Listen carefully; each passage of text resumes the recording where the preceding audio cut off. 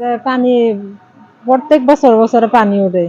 এবার জানি পানি এমনিতে তুলে যাবো গা, আমরা কোনোদিন কল্পনা করিনি যে এই মাল সামানা নিয়ে আমরা কোনো রকমে এতটুক পানি থেকে আমরা মাল সামানা কয়টা টানিয়ে কিনে আনতে পারছি, বাকিগুলো সব আমরা চলে গেছে, আমরা জানিয়ে আসতে পারছি। আর সবাই যদি আমরা প্রতি যদি একটু সাহায্য করে, আমরা যে এই জায়গায় বাসা বাড়িতে গিয়ে জানি আমরা বাচ্চা কাচ্চা নিয়ে খাইতে পারি, ওরা সাহায্য করলে সবচেয়ে ভালো হতো।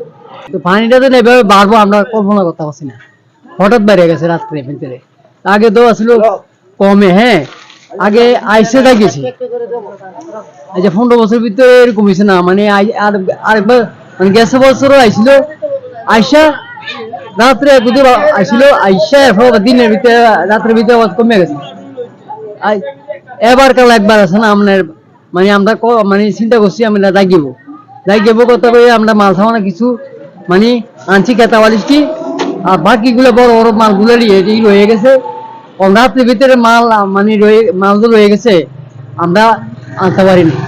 আর কিছু ছাত্র পড়ানো আছে, ছাত্র বাইরে আছে, তারা আমরা সহযোগিতা করছে, ব্যাগ এই পানি বাইঙ্গা এই মাল কিছু অনেক অনেক মালগুলো এনে দিছে। আমি এখানে আজকে 9 বছর পর্যন্ত বসবাস করতেছি, কিন্তু আগে এত পানি উঠে নাই।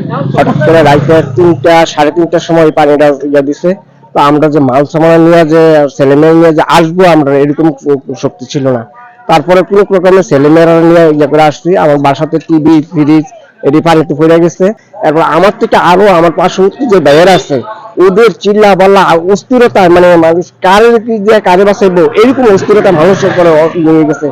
আমি বাঁচাম না, আমার পার্শ্ববর্তী ভাইয়েরা বাঁচাবো না, কি প্রত্যেকেরই এই সমস্যা দেখা দিচ্ছে। মানে প্রত্যেকেই ছেলে মেয়ে নিয়ে আসতে, আমার 3টা গরু আছে, আমি গরুর প্রথমে গরু কেটে রাস্তার উপরে পাঠাইছি। এরপরে আপনার পিছনে যে ভাইয়ারা তারা আত্মনাথ চিল্লা পাল্লা অবস্থিত। আমি চাই তাদের দিকে একটু খেয়াল করো, চাক আমার পার্শ্ববর্তী ভাইয়ারের দিকে একটু চাক, এবং সবাই যাতে ভালো থাকে সুস্থ থাকে।